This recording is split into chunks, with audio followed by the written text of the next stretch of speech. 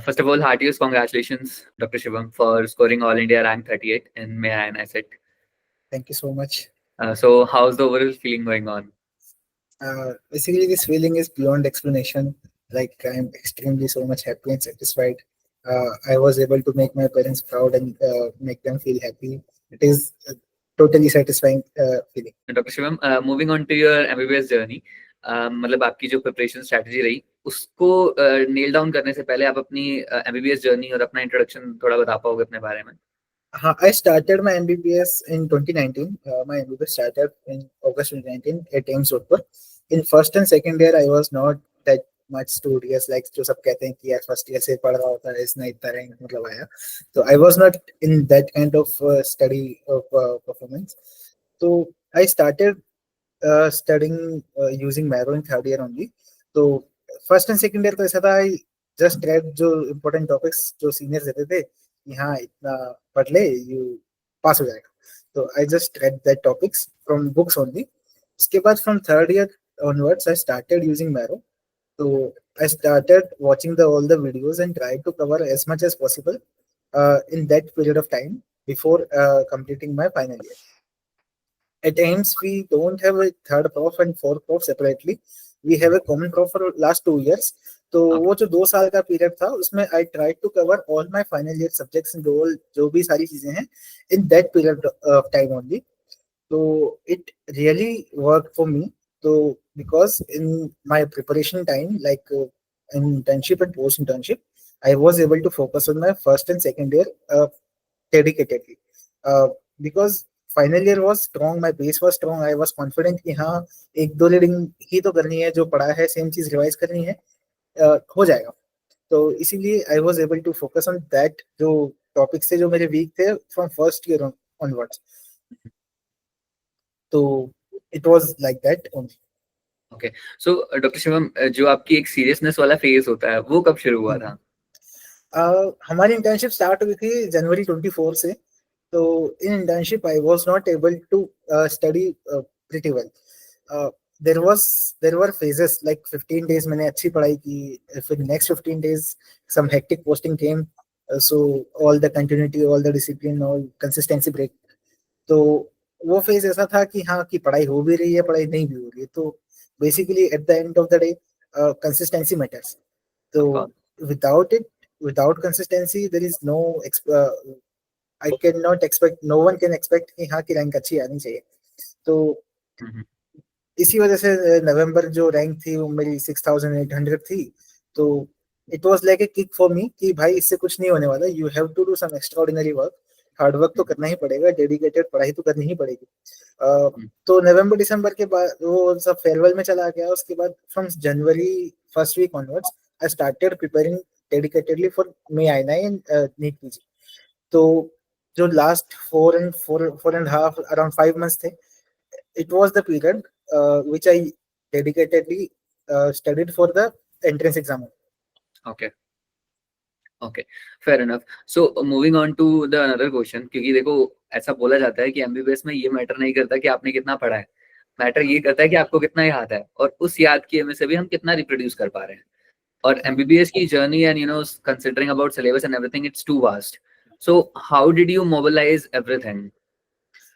Basically it is a rule of thumb कि सब कुछ पढ़ने जाओगे तो it is not so beneficial. ना याद रह पाएगा, ना मतलब उसको रिप्रोड्यूस कर पाएंगे अच्छे से. ठीक है. तो कंटेंटफुल शुड बी कंसाइज, रिवाइजेबल और प्रिसाइज कि इतना है कि इतना ही पढ़ना है. बट वो चीज कब आएगी जब मल्टीपल रीडिंग्स किसी चीज की हो जाएगी. तो it is a gut feeling कि हाँ this is important topic, I can skip this topic.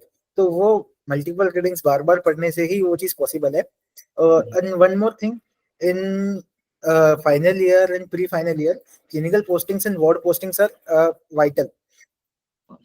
You must not skip this posting. Like in INI point of view, there are many questions जो beyond कि आपको आता है कि नहीं आता, इसके अलग है कि आपने पढ़ा है नहीं पढ़ा है. It is those questions are solvable based on your clinical knowledge, based on your ward postings कि आपने कितना देखा है ward में कि actually काम कैसे होता है. Let's suppose I give example for vacutainer questions. Ward में देखा है वैक्यूम क्लीनर किस चीज के लिए क्या यूज आते हैं, तो उसको घर पे आके बार बार मतलब रिवाइज करने की पढ़ने की जरूरत नहीं है।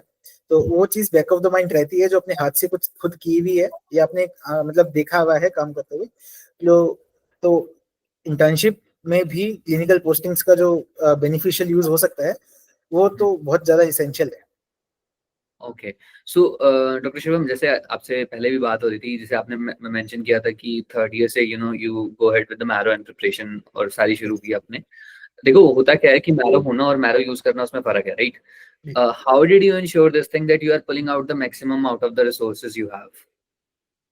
देखो every source every platform provides a content.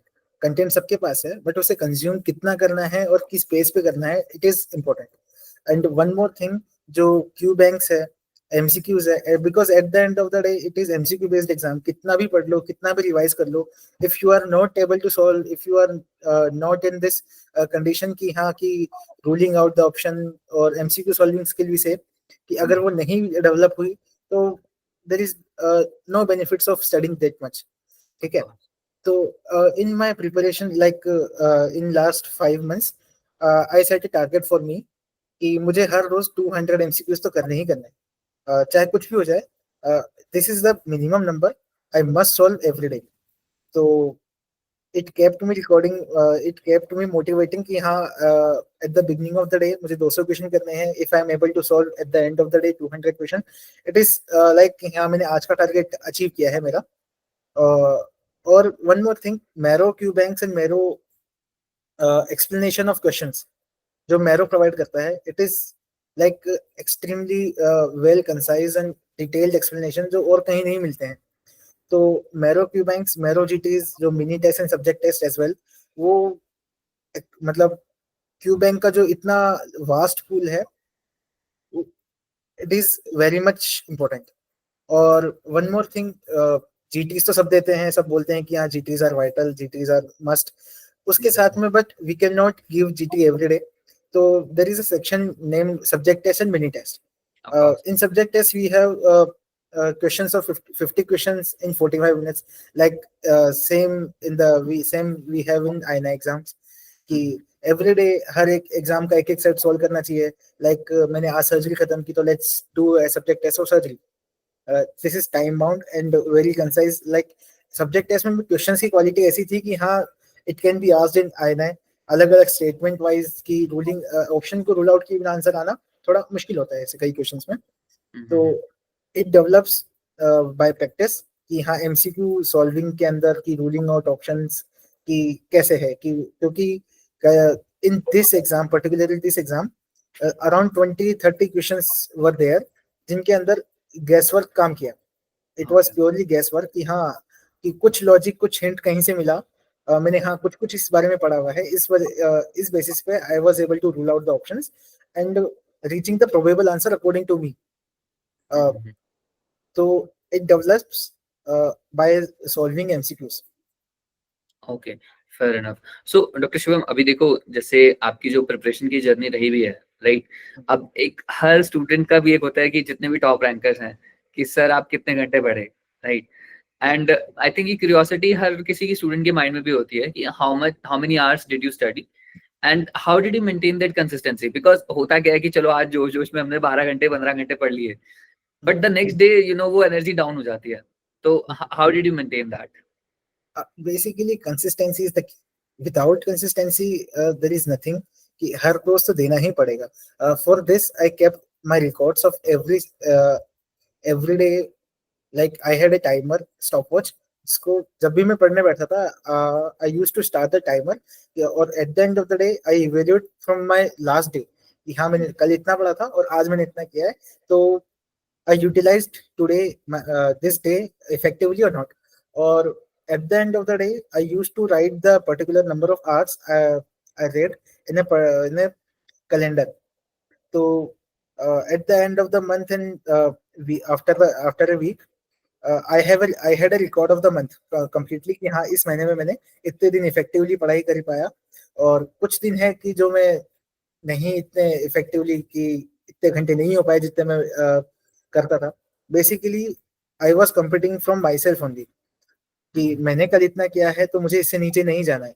I was setting every day as a benchmark for me कि आज I am able to do 12 hours या 13 hours, तो मुझे इससे नीचे नहीं गिरना है. It was a baseline for me. Uh, I try to improve 10 to 15 minutes every day कि हाँ 15 मिनट भी कल से एक दिन से improve हुआ तो it is good. बस गिरना नहीं चाहिए, उससे नीचे नहीं होना चाहिए. तो it was extremely beneficial कि keeping the records and competing for myself. Okay, एक पर्सनल क्वेश्चन है ब्रो, क्योंकि देखो जो जर्नी होती है it's all about highs and the lows, right? So how did you manage when there were lows, और देखो एट टाइम्स हुआ होगा कि जब आप बर्नआउट हुए होगे और सेल्फ डाउट वाली सिचुएशन आई होगी, तो how did you manage that? Basically everyone of us are human being, तो अप एंड डाउन्स तो होता ही है, बर्नआउट भी होना ही है, because we don't have any other thing to do.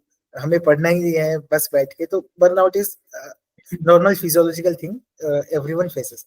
तो बेसिकली उस टाइम में taking the break is most effective thing. कि हाँ कुछ घंटे का ब्रेक, कुछ मिनटों का ब्रेक, या हाफ ऑफ द डे कुछ ब्रेक लेके ऐसी एक्टिविटी जो लाइक रिफ्रेशिंग है, जो अच्छा लगता है. For particularly for me, I used to play badminton. तो एवरी मतलब जब भी एक जीटी दिया उसके बाद से my sister used to take me out कि चल आज कुछ खा के आते हैं, तेरा रिजल्ट अच्छा है, जीटी अच्छा दिया, परेशान है, चल बाहर चलते हैं, चल कुछ खा के आते हैं, चल एकेडमी चले जा, चल खेल के आ जाए 1-2 घंटे. तो समटाइम्स ब्रेक्स आर वाइटल, और that are totally in positive way. Okay, well badminton के मामले में तो मैं भी यहाँ पे एक बोलूंगा कि बैडमिंटन तो नशा है यार मतलब कंसिडरिंग हमने मतलब For बहुत me खेला है। the same, क्योंकि मैं एक बार बताता हूँ कि अ, जब मैं और मेरा एक फ्रेंड साहिल था, तो we were partners in doubles. तो कोई भी एग्जाम हो, चाहे प्रोफेशनल हो, चाहे सेमेस्टर एग्जाम्स हो, we use to play every day. Exam से 2 दिन पहले भी we are the only 2 person from the batch जो मतलब बाहर निकलते थे रूम से. तो कभी कभी सेल्फ डाउट तब आता था, यार भाई हम गलत तो नहीं कर रहे, खेलने तो जा रहे हैं, कि गलती तो नहीं कर रहे क्या, सब पढ़ रहे हैं, पता नहीं क्या होगा. फिर वो कहता था कि नहीं भाई, देखना तो रिजल्ट अपना ही अच्छा आएगा. तो sports is always a better therapy than anything else. Talking there is no time about, waste. Yes yes of course, doctor Shivam, talking about, देखो अगर हम स्पोर्ट्स और इन सब चीजों की बातें कर रहे हैं, एक्स्ट्रा करिकुलर चीजों में, आप सोशल मीडिया पे भी एक्टिव हो गए आई गेस? हाँ आई एम एक्टिव, बट जो प्रिपरेशन फेज था उसके अंदर तो इन सबसे थोड़ा एब्सटिनेंस तो लेना ही पड़ेगा. तो वो चीज मतलब, क्योंकि देखो ऑफ कोर्स आज के टाइम पे there are lot of distractions, right? So वो चीज आपने कैसे मैनेज करी है? बेसिकली जैसे ही मैंने स्टार्ट जैसे as I started preparing in January, I used to keep records in my mobile phone. Like every phone has a app-wise timer कि हाँ आज इतना घंटा this app has been used, कि total screen time was this particular hours. So every day I tried to minimize that screen time कि हाँ आज 2 घंटे है तो कल इससे भी थोड़ा कम हो, इससे ज्यादा नहीं होना चाहिए. Including the phone calls to family, with family and all. Maximum I try to keep it at 2 hours maximum. और in WhatsApp as well I joined some channels जो mnemonics या कुछ recent updates post करते थे. I had a group with my colleagues जो कुछ कुछ mnemonics या अपने अपने doubts डालते रहते थे. तो most of my WhatsApp was filled with these things only. और Insta was totally deactivated. It is no use of you using Instagram in this preparatory phase, because कब हम इंस्टा खोल लेंगे, आधा घंटा रील स्क्रॉल कर लेंगे, no one knows. So bro देखो, जैसे आपने बताया कि नवंबर से लेकर के आपकी जो मई तक की जर्नी रही, going ahead from 6000 to all India rank 38, so were there any set of activities which were non-negotiable irrespective of going ahead with the worst of the days? Basically I mentioned earlier solving 200 MCQ a day, it was a kind of non negotiable thing कि मुझे इतना करना है तो करना है, चाहे मैंने आज ब्रेक लिया है कोई बात नहीं, but I can solve MCQs. I am feeling burnout. I started using iPad only. So I am feeling burnout. iPad की screen तो चल कोई नहीं. Let's open the phone. Let's open Mero Pulse. Let's open some custom modules और bookmark MCQ. तो तो benchmark जो था 200 questions, 200 questions, वो जो था it was kind of non-negotiable thing. Okay bro, मैं इसको थोड़ा सा एम्फसाइज करूंगा। लेट्स से अगर 200 एमसीक्यूज की मैं बात करूं तो समवट अराउंड 3-3.5 घंटे आपको लगते होंगे डेली बेसिस पे, इवन मोर देन दैट। अगर मैं इसको थोड़ा सा रीस्ट्रक्चर करूं तो how did you divide your time on a daily basis, कि अगर मुझे 200 हाँ, करना है, लेट्स से आपको कंटेंट पे भी मैनेज करना है, तो अगर कोई स्टूडेंट अब प्रिपेयर कर रहा है, बिकॉज देखो नवंबर का जो आईएनआई सिटी है, मतलब आई थिंक 3-4 महीने रह गए हैं उस चीज को भी। तो अगर आज से ही कोई 200 एमसीक्यूज का एक टारगेट लेके चलता है, साइमल्टेनियसली उसे कंटेंट भी प्रिपेयर करना है, तो एक थोड़ा सा रिस्ट्रक्चर करके मतलब बता पाओगे यहाँ पे कि हाँ, दिस इज जैसे देखो, दो 200 क्वेश्चन एक साथ में करना इज टाइम कंज्यूमिंग। वो it will impart mental pressure कि हाँ मैं 3 घंटे से एमसीक्यू तो कर पा रहा हूँ, कि और मैंने तो कुछ पढ़ा ही नहीं है। तो it is better to divide in shifts कि let's have a session of 50 MCQs before lunch. Before ending one session, let's solve 50 questions. Before ending another session, let's solve 50 more. Uh, my most of the MCQ solving time was before bedtime. After 9 or 10 p.m. I used to solve MCQ because दिन भर का जो पढ़ा हुआ जो burnout है उसके बाद से it is like bombarding the facts कि कितना याद करें यार, चल let's solve MCQ. So it is comparatively good at the end of the day if you solve MCQ. Okay. मैं इसी के अंदर एक चीज और ऐड ऑन करूंगा कि अब जैसे देखो आप कंटेंट पढ़ रहे हो, right? So in terms of mnemonics या in terms of shortcuts, so do you guys have any techniques also कि यार इस चीज को ऐसे याद कर सकते हैं, या this is the way out of learning and remembering the things? Definitely yes, क्योंकि जो कई सारी सब्जेक्ट्स है like let's say pharma, most importantly pharma तो ऐसी है ही, मोस्ट वोलेटाइल सब्जेक्ट्स है। तो without mnemonic for me personally it was difficult to crack anything. तो निमोनिक कई बार जो फैकल्टीज हैं जहाँ से पढ़ा है दे टीच सम निमोनिक्स, कुछ निमोनिक्स खुद से बनते हैं, या at the towards the end of the journey like preparation phase there is no such time to create your own MCQs बहुत टाइम लगा के। तो YouTube पे गूगल पे हर चीज का निमोनिक अवेलेबल है, just search everything you will get in A mnemonic form. अगर डाइजेस्टेबल है तो वी कैन यूज, अगर नहीं है तो रटना तो पड़ेगा। अल्टीमेटली इट इज एंड, मतलब अल्टीमेटली याद रखना है। तो निमोनिक्स आर ऑलवेज बेनिफिशियल, लेकिन बहुत सारे निमोनिक भी नहीं कि सब कुछ मिक्स हो जाए। तो निमोनिक्स भी तब बेनिफिशियल है जब you have revise them twice और थ्राइस, कि it is stored in the back of the mind कि हाँ this is a mnemonic, in this keyword this is the thing.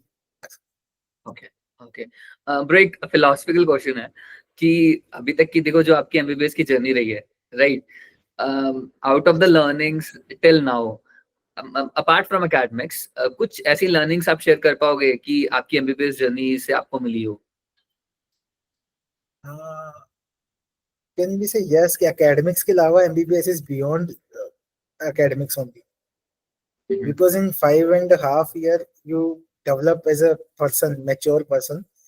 I started playing badminton. I started using my college. There is a drama club, cultural society. Everything was sports and जो health activities है. I was a part of that thing continuously throughout my journey.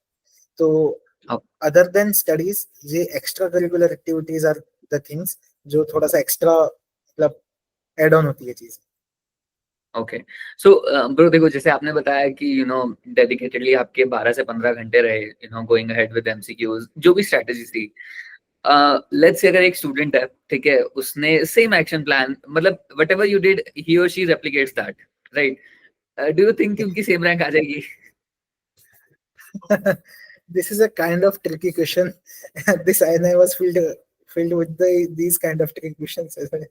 Yeah, can we say कि आ भी सकती है, नहीं भी आ सकती है। आई एम नॉट श्योर कि अगर मैं वापस उसी प्रिपरेशन के साथ सेम एग्जाम दूं तो I am able to replicate the thing similarly, because a lot of factors works like at the day of exams कि क्या मेंटल प्रेशर है, बहुत ज्यादा गर्मी है, एग्जाम सेंटर क्या, वो सब environment and everything matters. And what makes the thing more important कि at the end of the day you should be answerable, you should be like कि answerable to God and yourself कि हाँ I performed, I did my best I could. So I am deserving for this seat. तो okay. ये feeling अगर है तो you are successful. कोई बात नहीं, सिलेक्शन हो, रैंक आए ना आए, विल रिपीट, कोई बात नहीं, but I am answerable to myself, I tried my best, I could. So doctor Shivam, देखो जनरली क्या होता है, मेरी जितनी भी रैंकर से बात हुई है ना, अब क्योंकि देखो हम इतने ज्यादा इन्वॉल्व हो जाते हैं स्टडीज में, तो मतलब मोस्ट ऑफ द टाइम ऐसा होता है कि हमें नींद भी नहीं आती, right. Even I remember there was one of my friend, उन्होंने बोला था कि आई थिंक उन्होंने आईएनआई सेट में लास्ट टू लास्ट ईयर ही scored all India rank 41, and he was like Ankit भाई मेरी रातों की नींद उड़ गई थी, I was not even able to sleep properly. Did it happen with you also?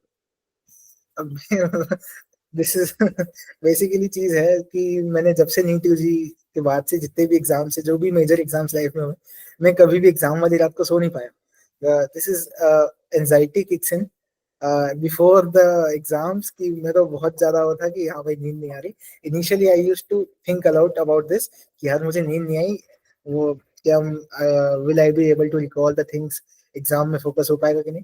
But in this MBBS journey I learn this thing as well, कि कोई बात नहीं, एक दिन की नींद से कुछ फर्क नहीं पड़ रहा, कि एक दिन नहीं सोए तो क्या हुआ, आके सो लेंगे, but it is a matter of 3 hours only. 3 घंटे की तो फोकस करना है, कि कई बार अपने साथ होता है कि 2-2 3-3 दिन नहीं सो पाते in JRship, in first semester, in 6 months, तो काफी सारी स्लीपलेस नाइट्स होने वाली है। तो we have to be prepared for this. कई बार चीजें back of the mind revising होते रहती है। लाइक फॉर मेरे साथ क्या होता था कि एग्जाम वाली रात को जब मैं सोता था तो मुझे चीजें back of the mind recall होती थी कि हाँ मैंने ये पढ़ा, ये पढ़ा, ये पढ़ा, ये चीजें हैं। तो it was frustrating as well, लेकिन ठीक है, एक्सेप्टेंस आ गई थी मतलब बाद में, कोई बात नहीं, नहीं आई नहीं, कोई बात नहीं, अगले दिन आके हम सो लेंगे। ओके। सो देखो जैसे जो आपका रैंक मतलब ऑल इंडिया रैंक आया है, so has it change your perspective also for your long term and short term goals? I learned many things like how to be resilient in tough situations. Uh, कि hard work is a key. Without hard work there is no luck. क्योंकि many times exams तो अच्छा जाता है, but कई बार कई चीजें luck पे भी डिपेंड करती है। तो without hard work there is no luck. Hard work किया है तो लक भी साथ देगा definitely. Same thing I I repeat again, I am answerable to myself, कि हाँ I tried my best, I could, मैं इससे ज्यादा अच्छा नहीं कर सकता। इतना जो मेरे पास टाइम था इसमें मैंने जितना किया it was best. This is the thing I learned, कि how to reproduce maximum outcome in the given time. Course. So, Dr. Shivam, moving on to the last question, is there any internal win which you would like to share apart from this, rank? Basically, same things again. This is the how to be resilient, internal win की uh, I'm kind of person कि हाँ कि मैंने अपने घर वालों को, parents को, दोस्तों को खुश देखा। It is like कि हाँ I have achieved something beyond the securing the rank, beyond securing the seat, good rank. So they are happy. It makes me satisfied with my result, with my efforts. Or anyone can crack. There is no such things like intelligence, no such things like brilliance. With hard work, everything is possible. One more thing I want to share. Please, please. During my revision timing, I was trying to be aggressively fast. Uh, it is learned I learn this from my own experiences, कि मैं एक बार किसी चीज को बहुत ज्यादा detail में या बहुत ज्यादा अच्छे से पढ़ने से अच्छा है उसको थोड़ा कम टाइम देके थोड़ा फास्ट और बार बार पढ़ना ज्यादा बेनिफिशियल था मेरे लिए। I think most of the students के लिए भी दिक्कत रहती है कि ये सब कहते हैं कि यार पढ़ा तो बहुत अच्छे से था, अभी 4 दिन 5 दिन पहले पढ़ा था, सब गायब हो गया। तो this is normal human tendency, this is totally normal, कि कितना भी अच्छे से पढ़ लो उसको भूलना तो है। Most of the things in our field are factual with some concepts as well. तो वो चीजें तो नहीं याद रहेगी, भूलेंगे तो सही। तो रिपीटिशन इज द की इन दिस थिंग, कि आई ट्राई टू कवर 3, मतलब 1 reading and 3 revisions before 5 days of exams. In last 5 days I just red only those topics जो थे कि I had in my diary की जो मुझे लास्ट 5 days में पढ़ने हैं। Let's say for example some staging of the tumour, some scorings in surgery in obs gynae, interleukins in patho, and many more things जैसे developmental milestone. These are the things जो I kept for my last day strategies, last week strategy. तो ऐसा है कि repetition is the key. MCQ solving is must. उसके साथ साथ में there is no shortcut. क्योंकि if you are preparing for INA, there is no shortcut like कि हाँ कि बहुत कम concise syllabus करने के साथ में, because they are checking the depth. Last 2-3 exams if we check, they are not like the previous ones कि जिसमें they are not giving direct factual questions. 120-130 questions are solvable with factual knowledge. उसके अलावा जो rank के लिए चाहिए 20-30 questions will come from in-depth knowledge only. तो उसके लिए you must have your content pool quite larger than the previous one. तो Okay. it is always good to read थोड़ा सा ज़्यादा rather than थोड़ा कम पढ़ने से, but you should keep मतलब everyone should keep the speed high कि हाँ थोड़ा थोड़ा जल्दी जल्दी करना है, with every single revision थोड़ा सा duration कम करना है. Like my first reading it took around 45 to 50 days. My first revision it took around 25 to 30 days, and my third revision was completed in 12 to 15 days only. So this is the pacing of the things. तो जो always हर बंदे के लिए beneficial हो. Okay. Well, thank you so much, Dr. Shubham, for sharing your valuable insights, and wishing you all the best for your future endeavors. Thank you so much. Thank you so much. It was very nice to talk. Same here, Dr. Shubham.